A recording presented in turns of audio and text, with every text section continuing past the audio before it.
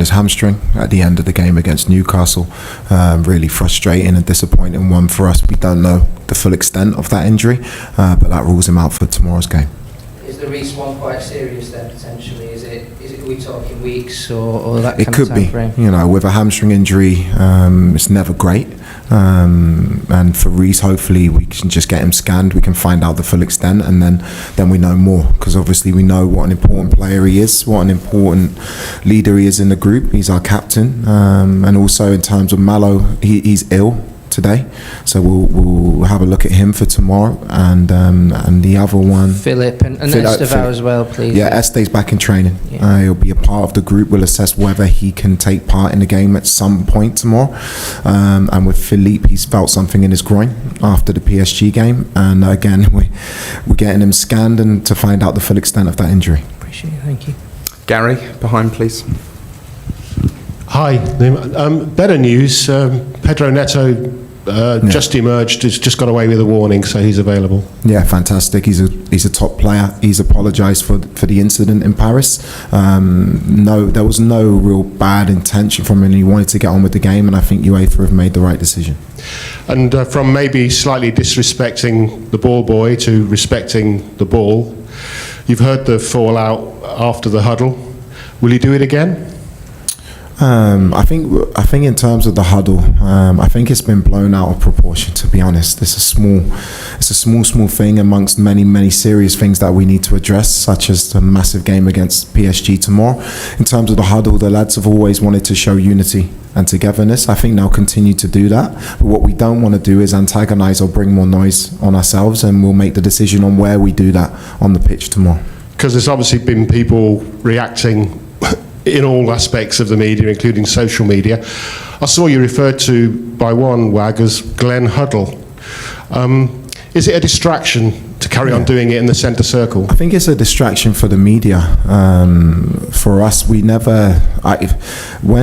the huddle was something the players wanted to show unity. They're a good group. We never wanted to antagonise anyone or create noise. The time to talk about is stopped. We have a huge game against PSG tomorrow. We have an opportunity to do something really special. We know we need to be perfect, and I would rather focus on that. Gentleman in the fourth row, please. Hello, question for Liam from Elias Peters, 90 Min. You did have a game this weekend against Newcastle, but PSG didn't.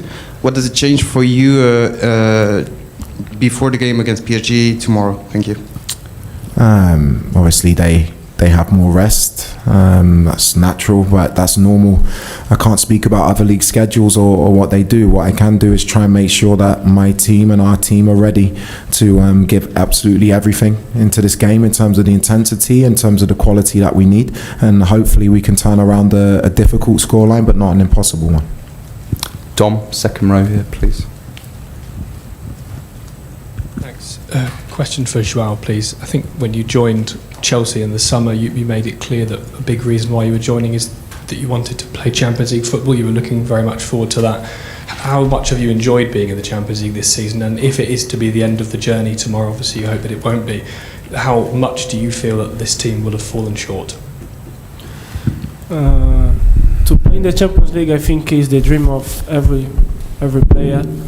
And yeah, I'm enjoying a lot to be here in Chelsea. I'm happy here, and tomorrow I have another opportunity to show to everyone our power, and hopefully we can win the game.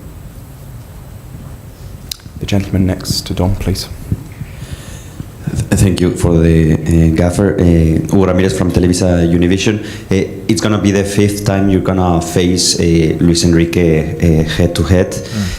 Obviously, your time in Strasbourg. What can you do different this time, especially in the last 15 minutes of the first leg in the Parc des Princes, to do that perfect game that you need to do to get over this series? Thank you. Yeah, I think if you look at the game in isolation, you look at the scoreline, we were punished by some very good players by our mistakes. and for us, I think it's been a theme. I think we performed consistently very well, but we've been undone in games by moments of focus or concentration. For us to go through the tie tomorrow, we need to be perfect in terms of not making mistakes, in terms of our performance in possession, our possession. We have to remember that PSG are the European champions for a reason, but we've also shown in times that we can definitely compete and beat them in games, in isolated games. Simon. I've got a question for Liam and Joao. First, Liam, sorry to ask you a question about something that happened before you even here. Obviously, it's not the first time. Chelsea have had a fine today for sort of flouting rules. Just want to sort of clarify that won't be a negative distraction for you or the club. No, it's not a negative distraction. I think actually that's a line drawn through that issue, and we can move on and we can plan to make this club as strong as possible in the long term, and that is the idea from the ownership, myself and everybody involved with the club. Thank you. And for you, Joao, it's been a difficult few days for the club. Defeat in the first leg, the defeat on Saturday, now the news about Reece as well. How much belief is there still that you can sort of still do something tomorrow night and make something of this season as well?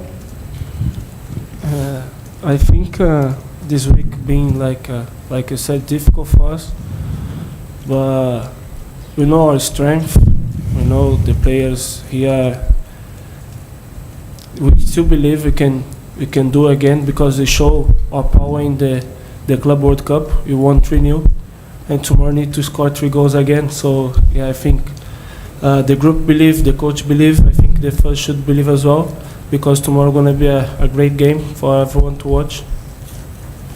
Yes, third row, please. Hello, I'm working for the French public TV, and we're doing a TV story about you and your career. So I have a broader question, but what does it mean to you to manage a club like Chelsea, and did you ever think your path would take you from Strasbourg to Chelsea one day?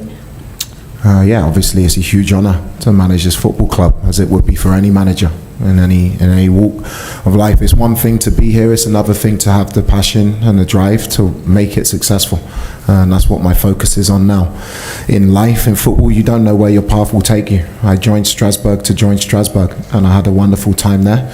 I never thought that within 18 months I would be manager here. That's just not how life works.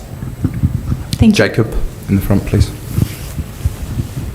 Hi Liam, you said last week after the first leg that you would look to get to the bottom of how your lineup was leaked to the French media quite a few hours before the game. Have you managed to do that, and would you be unimpressed if it happens again tomorrow? I'll be really honest, I haven't even thought about that. I haven't. It's not the first time it's happened. It won't be the last time. I'm not talking in terms of me. I'm talking about any team or any club. I'm focused on winning the game. Tomorrow I was focused on the Newcastle game. These things happen, and yeah, it's disappointing, but I'm sure it won't happen again. Matt. Hi Liam. Last month there was a meeting between one of the club directors and a fans group, and in it the director told them that it's obvious we are building one of the best teams in the world. Would you concur with that, and do you believe that Chelsea will become one of the best teams in the world? Yeah, I do. I think it's really difficult because you want to be successful in the now. I want to be successful right now, as everybody does, but at the same time you have to plan for the future. There is an idea for this club to be successful in the long term, for a long time, not just for 1 year, but to have consistent success. And if you want to build something, you need to make sure the foundation is there, and then the results follow. I know the plans. I'm excited by the plans. I'm excited to be a part of it, and I'm very excited by players like Joao joining the club at the age that they're at. I'm looking forward to a long period of working with them and making sure we get the success that this club deserves.